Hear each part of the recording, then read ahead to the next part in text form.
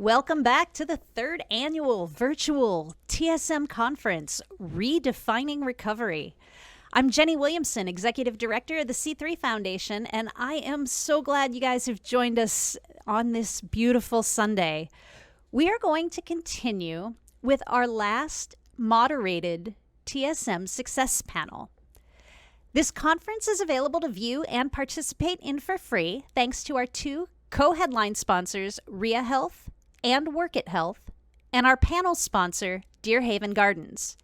If you would like to support the work of the C3 Foundation, there's a donation link in our profile, and we have a timer that'll also drop a donation link into the chat during the broadcast.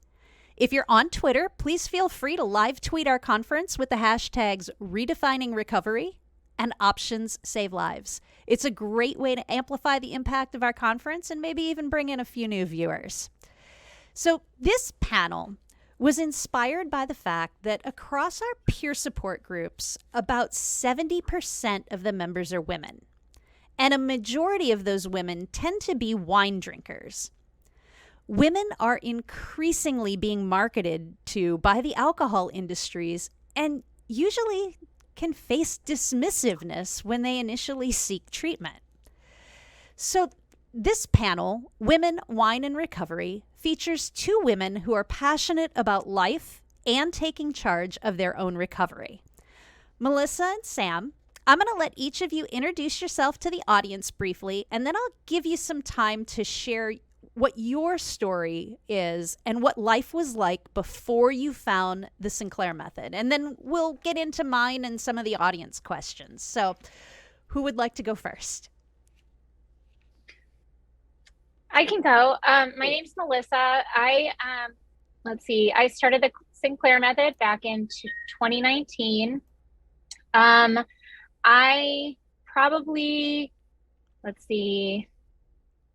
me about 10 months before I even had an alcohol-free day. I'm a non-drinker now, just by choice, but this method has definitely saved my life, and I know it can save countless others, and I'm super excited to be here to talk about it. Great. Hey guys, my name is Samantha Ferris. I am coming up on 7 years with the Sinclair Method. What did it look like before? Wow, it was pretty scary before. I think like most people, I knew I had a problem many years ago, and it's one of those things that you kind of bury under the rug and bury under the rug and bury under the rug to the point where you just feel nothing but shame and guilt kind of every day. And you say, today I'm just going to have one. And then you have 6, and then repeat.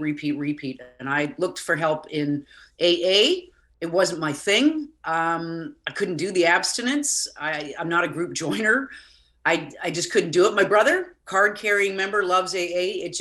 Alcoholism runs in families. I couldn't do it. I tried a great book that was called This Naked Truth by a woman named Annie Grace. That didn't work. Nothing worked. So I reached out to Annie and said, Annie, I can't do this. Like, this isn't working. And she said, look, I don't tell many people this, but there's a woman named Claudia Christensen that does this. Christian or Christensen? It's Christian. Christian, that's right. I bet you she gets that a lot. Go and look at her TED Talk. Go and look at this one little pill. And I found something that absolutely changed my life. Now, I was a late bloomer with the Sinclair Method. I was 18 months before I got to a point where I'm like, okay, my life is in control now. But now it is. And unlike Melissa, I am a drinker. I'm a very casual drinker. I had to think about this last night. When's the last time I had a drink? And it was a glass of wine, and it was like a week ago. So for anybody who wants to be able to drink like a normal person, and there's no way you think you can, because there's no way. I looked at this head on and went, there's no way I'm going to be able to have one drink a day, a week, a month, whatever. But it is possible. And this is the only way that I found that could do it. And I'm also thrilled to be here. So thanks for having me. Thank you. It's interesting. Both of our success panels today have had one person who have used the Sinclair Method to ultimately stop drinking entirely, and the other who has used it to drink occasionally, sporadically, or sometimes not much at all. So I love that this dynamic has just happened. It wasn't planned this way, but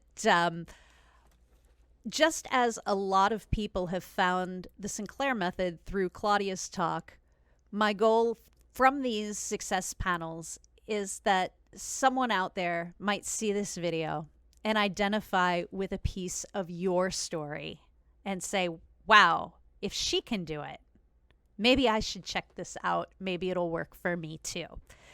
So let's start with this. We've got the word wine in our title, both as a nod to how many women drink wine and, well, there was some alliteration factor, I'll be honest. Were either of you particularly wine drinkers as your first choice, or were you just an equal opportunity alcohol drinker?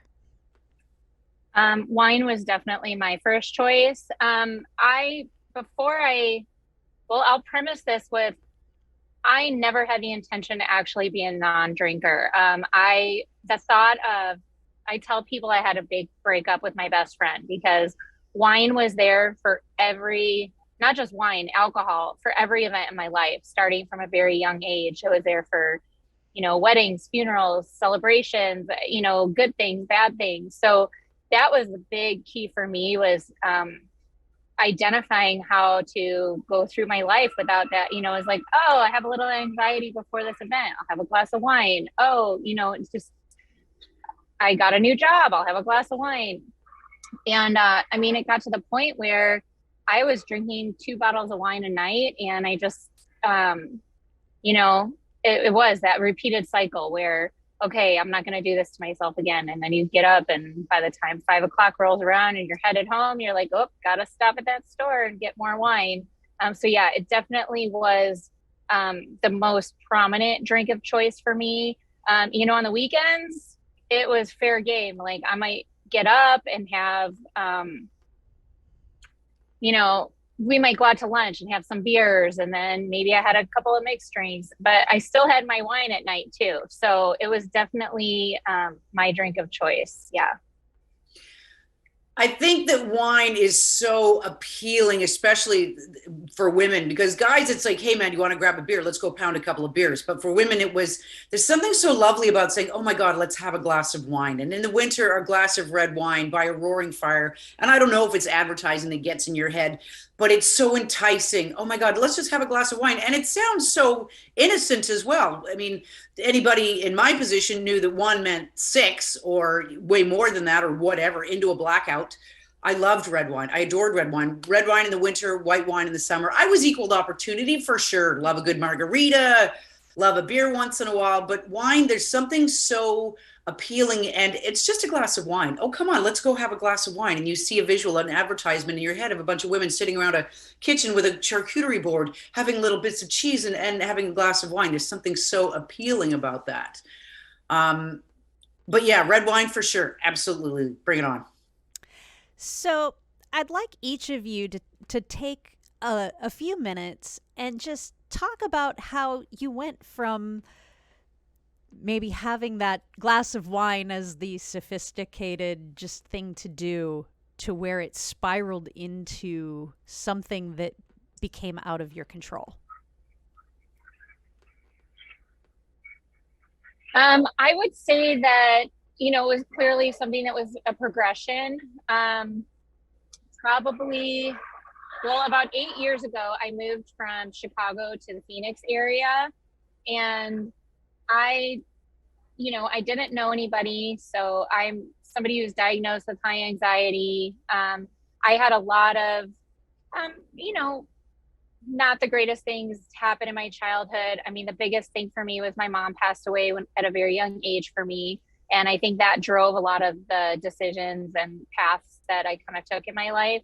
And I never just truly dealt with a lot of those things. So once I moved to Phoenix, I did notice that to fill my time, the drinking definitely did have an uptick and really started to increase. And, I think it was just for socialization, and I was able to let my guard down, and it made it easier to meet people. And I always had, I was always kind of like the party girl, the fun girl. Everybody expected me to have a drink or two in my hand. And I think for me, I just kind of had that persona, and that's the identity that I had become. And I felt that I just had to keep being that person, that I couldn't have fun without it, that I couldn't carry on a conversation, that, you know, I wasn't me without like the wine culture and, you know, all the little kitschy wine signs around my house and the doormats and the wine glasses. And, you know, quite honestly, I still drink my seltzer water every night in a wine glass. I mean, I just, you know, I like the glass. It's a nice size, whatever. But for me, I think a lot of it was just, you know, that was who I was. It was ingrained as part of me as a person. And I think that was the biggest challenge when I came to TSM. You know, I didn't want to break up with alcohol. So I was looking for a way to keep it in my life, but I knew that it was a problem. I knew that I couldn't continue to wake up and have self-loathing. I just knew there were better things out there in life than repeating this vicious hamster wheel of, you know, wake up dehydrated and self-loathing. And, you know, then by the end of the day, you're like, oh, I'm going to start and repeat all over again. So that was a big thing for me was, you know, trying to find myself. And that's kind of what led me to TSM, was just the idea of, okay, this is something that I'll be able to moderate. I'll be able to still drink. You know, I won't be a blackout mess. You know, I won't be embarrassing my husband and my family all the time. And, you know, but over time, I got to the point where, for me, I just decided maybe I'll keep going. It was like, it was like once that kind of switch happened and I stopped, I kind of didn't want to start again, because I feel like, well, there's so many good things that have happened in my life since then. I might as well keep going, you know? Mm-hmm. I think that, I mean, at least this is what it was for me. And I've talked to other people about this. I think I always knew that I had a drinking problem. I was that one in high school that got too drunk that had to be carried home, passed out. I'm the one that threw up on myself. I'm the one that went into massive blackouts. I used to think blackouts were normal. So I would talk to my friends in my 20s and 30s and talk about blackouts. And they'd be like, I was amazed when they said they'd never had a blackout. And I was like, I was blacking out all over the place. And I thought that was normal. So I think I always kind of knew, and it got worse. And in your 20s, being a drunk is kind of funny. Hey, and I'm loud and I'm boisterous and I'm an actor and I'm doing all these crazy things. And it's, again, Melissa, it becomes kind of your identity and part of, you know, party girl Sam. And then your 30s, it was starting to not look as cute. And then by your 40s, it's getting pathetic. And so by my 40s, I was starting to go, you know, you start to see it. It's niggly. It's a little voice in the back of your head. We got a problem here, but you don't want to deal with it because I didn't know how to live without alcohol. So you just said, I'll moderate. And you get into that vicious cycle again. It's like, okay, you'd wake up in the morning with a hangover, with shame, guilt. You woke up in the wrong place. Who's this? Where am I? Where are my keys? Where's my purse? You know, there's a lot of shameful, most of all of my shameful events in my life have happened with alcohol, pretty much. And so it's one of those, okay, you wake up, you're hungover. No, I'm not going to drink today. I'm not going to drink today. And then you're sure about it and you feel like shit. And then 2 o'clock comes and you're like, nope, still not going to drink. 3 o'clock, it's starting to waver. 4 o'clock, meh. 5 o'clock, the sun's out. Your patio's calling you. Okay, I'm just going to have one. And then you end up having 6. And at the end of the night, you're like, how did this happen again? And it just happened too often. I was putting myself in dangerous situations. Again, the blackouts only happened once in a while, and then I wouldn't do one, and I'd make it through the night in okay shape. And I'd go, see, I don't have a problem. I know exactly when I came home. I know where my keys are. I know where my shoes are. And then you talk to other people, and I'm like, that's not normal, Sam. So I struggled. And finally, a really ugly event happened on my 40th birthday. And I realized, I mean, it had to be the wake up call. That was the wake up call. And I went, it was shame, the deepest shame I've ever felt in my life. I wanted to kill myself. And so I said, okay. So I checked into AA. I did it. And I ended up going back to AA 3.5 years. I did AA, and hey, 12 step, if that works for you, you just got to find something that works for you. It didn't work for me. My brother loves it. And he gave me permission to talk about this. It didn't work for me. Tried it, couldn't do it. Then I tried smart meetings and I just couldn't get there. And I thought, this is my lot for the rest of my life. And it was pretty dark days. And then again, I found Annie Grace's book. Annie turned me on to the Sinclair Method. And Claudia, I saw the TED Talk. I saw One Little Pill. I found a doctor in BC, which is where I'm from, Vancouver, who don't know a lot about this.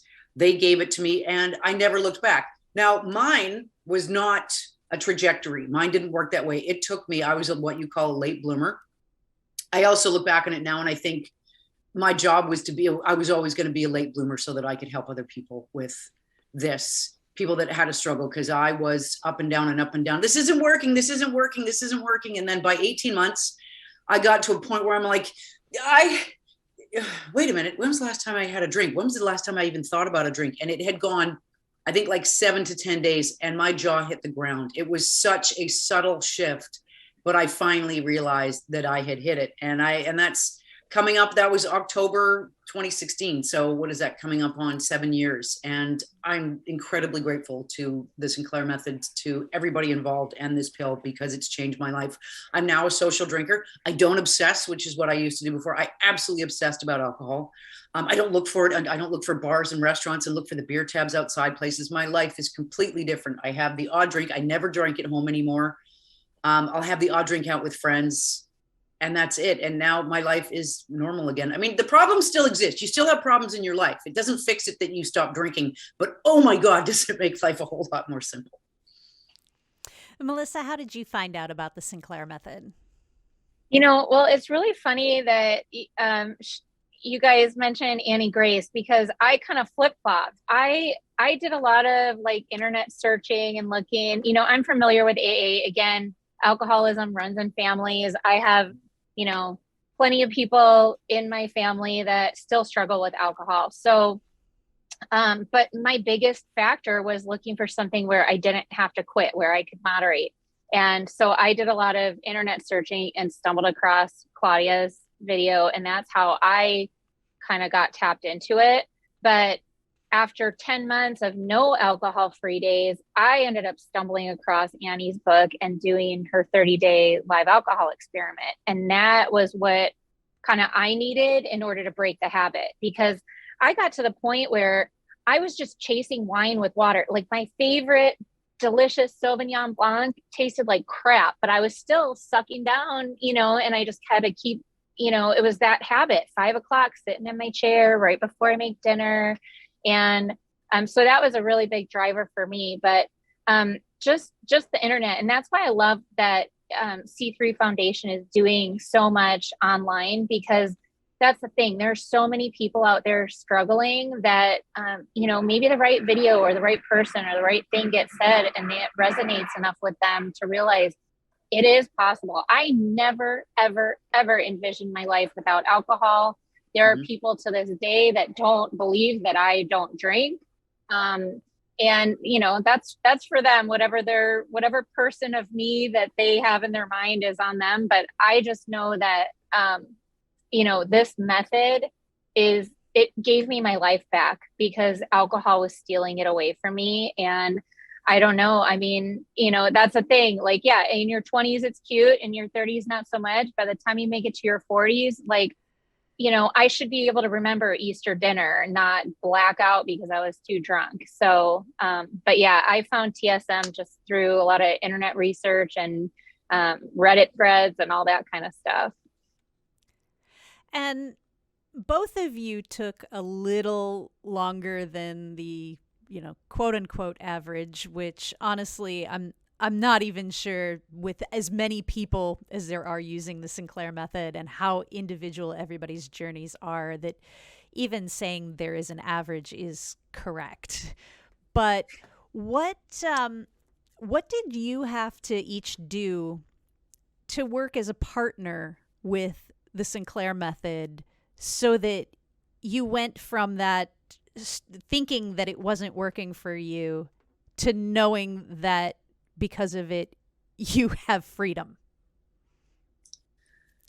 I think you get little bones thrown at you when you struggle. Like, and I'd read it, and you kind of keep going back to one little pill just really helped me, because there's an interview in that movie where she talks to a doctor, a female doctor from India, and she said, "Don't worry, you don't have to give up alcohol. Alcohol will give up you." And I just, for some reason, that stuck in my head. And I thought, Sam, just keep going, because it wasn't all hell. It wasn't all, this isn't working. You'd get, I'd go 3 steps forward, then I'd go 2 steps back. Then I'd go 4 steps forward, then I'd go 5 steps back. it was this. It wasn't, I read somewhere, it's not linear. It's not something that just gets better as you go. So along the way, I'd had glimmers of success. I'd go a couple days, or I'd go, or I'd only have two. I noticed when I noticed, and I noticed it right from the very beginning. The very first time I did it, I went to my favorite restaurant, and I did, this is exciting, very ceremonious. I took the naltrexone an hour before, went, got my meal, got my favorite glass of wine, and I didn't even finish the wine. It took me like an hour to even get, and I was so stunned. The guy at the restaurant's like, come on, lady, you normally have four. Why, what's with the, halfway through this one? I'm not going to make any money here. And I was so stunned, and I left, and I'm like, oh my God, I'm saved. Now, over the next 18 months, I was not saved, but I had little moments of that. So I got little glimmers of success along the way. So I would say to anybody that does struggle, 18 months, you're right, it's a long time. I saw people getting it and there were Facebook pages where I'm like, I had to stop looking at them because people were getting it at 3 months. People were getting it in a month. And I'm like, what's wrong with me? I can't do this. I can't do this. But I kept going, little bits here and there, finally got to 18 months. And it just sneaks up on you. One day you just go, oh, I don't even know the last time I had a drink. And that's an amazing thing to say. And if you told me 7 years ago that would eventually happen to me, I would have told you to eat your shorts. Never would have believed it, but it works. It really does work. It's amazing. And Melissa?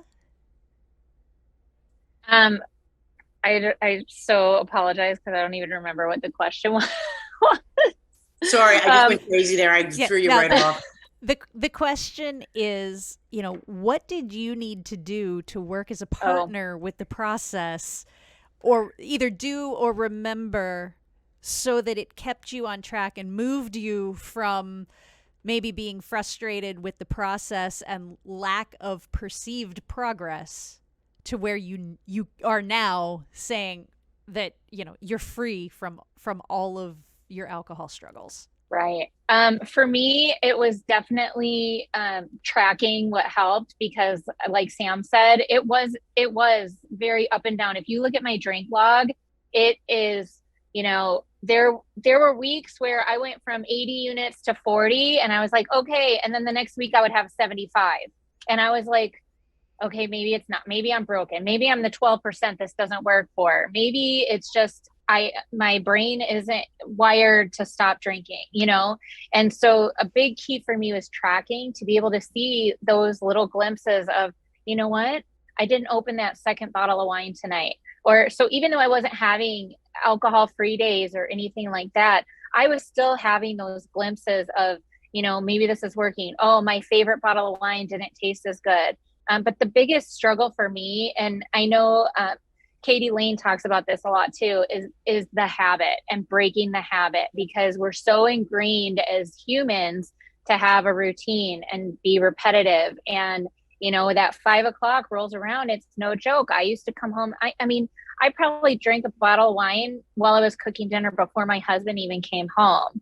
And so it was just finding things to do to break that habit. And that to me was probably the hardest part, just figuring out what to do with my time, because alcohol took up so much of it. I guess I never realized how much time, I was probably just wasting sitting there drinking and not doing anything else. It's not like you're, painting the house or doing things productive, you're drinking. So for me, it was finding ways to fill the time. And now, I'm so busy, I can't even imagine having the time just to sit around and polish off a couple bottles of wine. So it's really a lot of the habit and changing your mindset. I had to get a lot of the alcohol out of my system before I could start to see, life for what it really is, and how much of it I was actually missing because of all the drinking I was doing. Mm-hmm. And again, this question is for both of you. What do you know now that you wish you had known day one when you started the Sinclair Method? Mine would be just what we were talking about, that it's not linear, and don't lay into yourself. You're going to have good days. You're going to have bad days. That's probably, I wish I'd had the trust that it was going to be that I knew that it was going to take a while and it wasn't just going to be straightforward.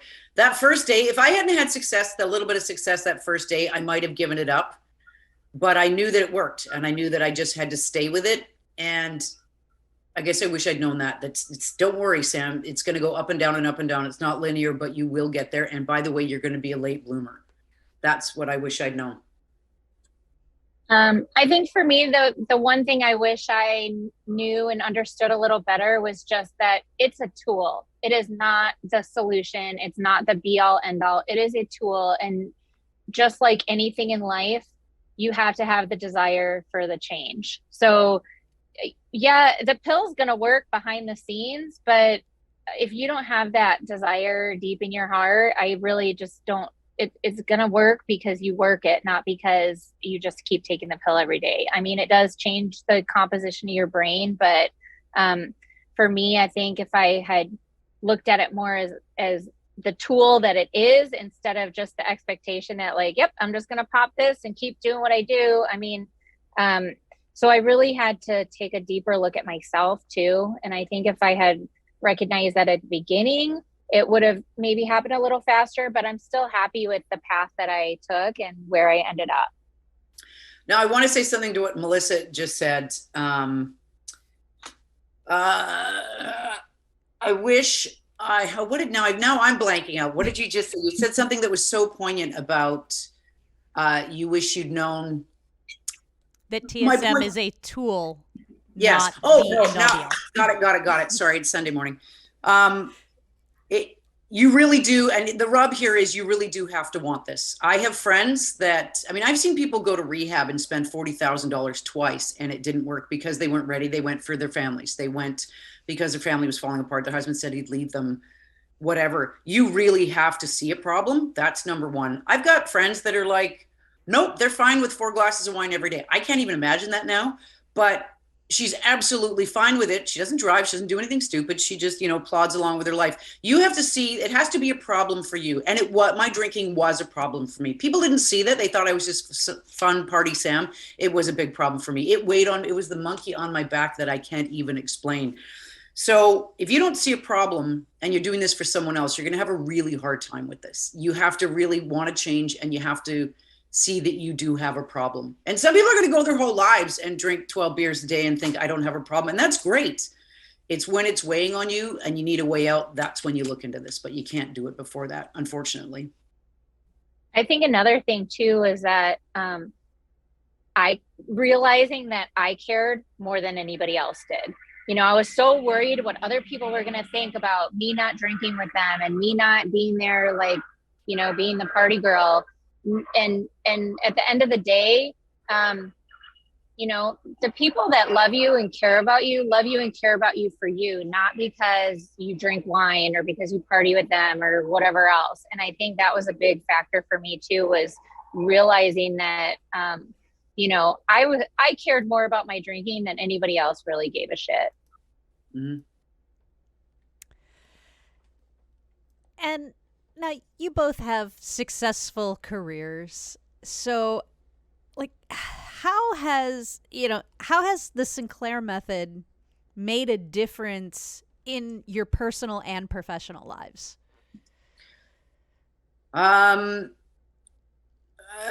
Both very intensely. I'm an actor. We have a lot of time on our hands. Actors are fun. Actors party. Actors do a lot of drinking.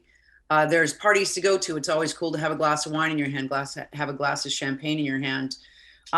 Is there peer pressure? Absolutely. If I go to a function, even if I don't feel like drinking, I will carry a glass of alcohol in my hand because sometimes it's just easier than answering the question. And what's funny is when you're not drinking and other people are drinking, it makes people really uncomfortable because you're having a glass of soda water. It takes a while for people to go, hey, have a fire. Let's do some shots. Have a drink. And you realize that they're not comfortable and they're drinking and they're like, I don't want you to be sober. People can get mad at you when you're not drinking. And that's when you got to look at your own drinking. So as an actor, A, you have a lot of time on your hands. B, it's an alcohol culture for sure.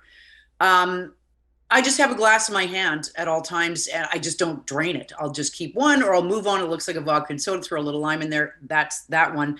My social life, sometimes we're talking about the habit versus the addiction, and it's a very subtle difference, but it's a difference. And yeah, you know what? If I quit drinking altogether, would I still see some friends?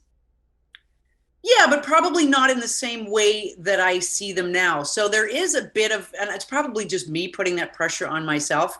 Yeah, you probably some functions you wouldn't go to, or you'd leave early. You'd show up at a birthday party or New Year's Eve, and instead of going home shit faced at 5 a.m., you leave before midnight. You just pull a French exit. Hey guys, I'm just going to the bathroom. Off you go out the back door. And we also get to drive. One of the great things about the Sinclair Method, it gives you such freedom.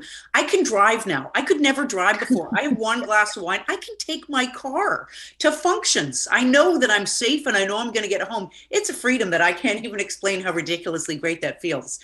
But in my social life, yeah, for sure. Do I drink? Sometimes just because we're all doing it. The jury's out on that one, maybe a little bit, but I still know that my drinking is not, if I have 2 or 3 would be an absolute maximum. And if I'll look back the night before and I'll feel it the next day, when you don't drink much anymore, you feel it the next day and it feels like depression. It feels heavy. And I'm like, did you have that second and third one because everybody else was? And I'm like, yeah, maybe. So maybe that's something I need to look at, but my drinking is totally under wraps. If that's my biggest, challenge and guilt that I put on myself, I've won. I'm in an industry that's also pretty alcohol centric. I became a real estate agent about 2 years ago. And so part of my decision to do the Sinclair Method was that I didn't want to be that person where I had a client call me at 7 o'clock at night and I was in a blackout and I didn't remember the next day. I mean, I'm making, writing contracts for people that are legal documents. And I just was so, kind of slightly terrified that as I transitioned into this new career and started my own business, that I didn't want to jeopardize any kind of transaction that, people's home purchase is one of the biggest transactions of their life most of the time.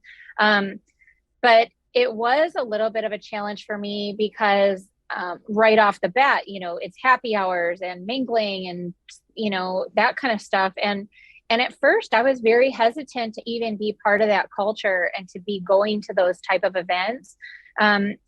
And I remember one of the first ones that I went to, and I was so nervous because it was like, oh, it's open bar, cocktail hour.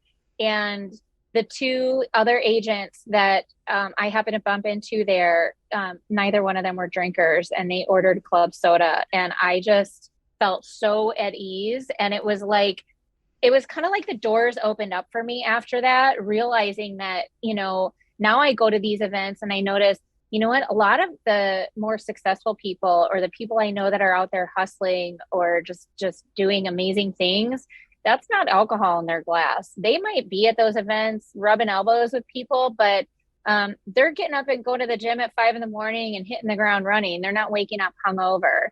And so I think just being able to realize that just because it's a big part of the industry that I'm in doesn't mean that I have to partake, and that there's actually more people than I realized that don't. I think that was a big driver for me. But at first it was very challenging knowing that I was, trying to become a non-drinker or at least a moderator, but I was going into this new kind of uncharted territory where I knew that it was very heavily, revolved around drinking. One of the things that you said that I have to laugh at is alcohol use disorder, alcoholism is such a selfish addiction. You think that everybody where you go is hammered. When you're the drinker, you go to a party, you think everybody's hammered like you, everybody's, 10 glasses in. And then when you're not drinking, people really don't care. Put something in your glass, no one's going to ask you. Your friends might, but you know what I mean? People don't care that you're not drinking, and not everybody's drunk, and not everybody goes home shit-faced like you did every time you went to an event. And that really blew my mind. I'm like, wow, how self-absorbed am I to think that everybody's doing, Animal House, the party every night. No, they're not. Not everybody drinks, and some people have one. And I was like, wow, okay, so people are normal drinkers. I guess it was just me. Yeah. And what would you guys say is the best thing about your life today that is a direct result of the Sinclair Method?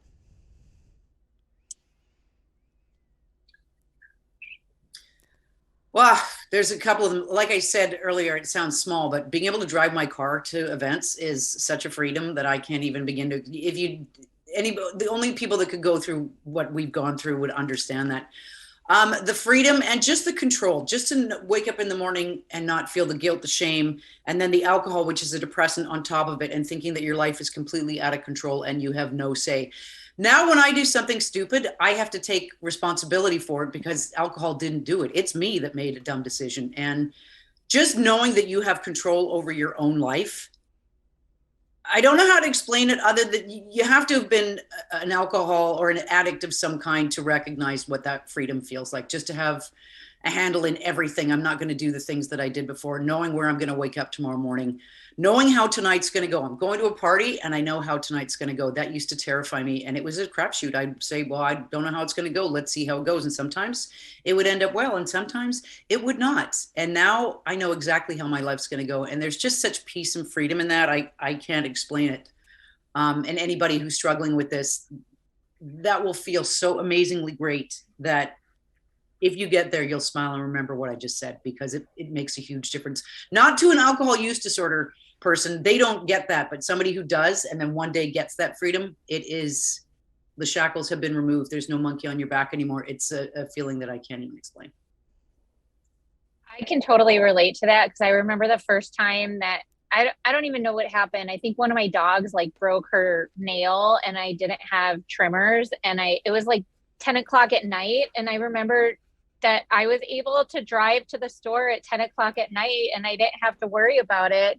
And like even last night, we were driving back to the hotel from dinner, and it's like I wasn't paranoid or worried about cops or is anybody following me or am I going to get pulled over? So I can totally get that. It is a freedom to know that you're able to just, you can go where you want, when you want, and not have to worry about that.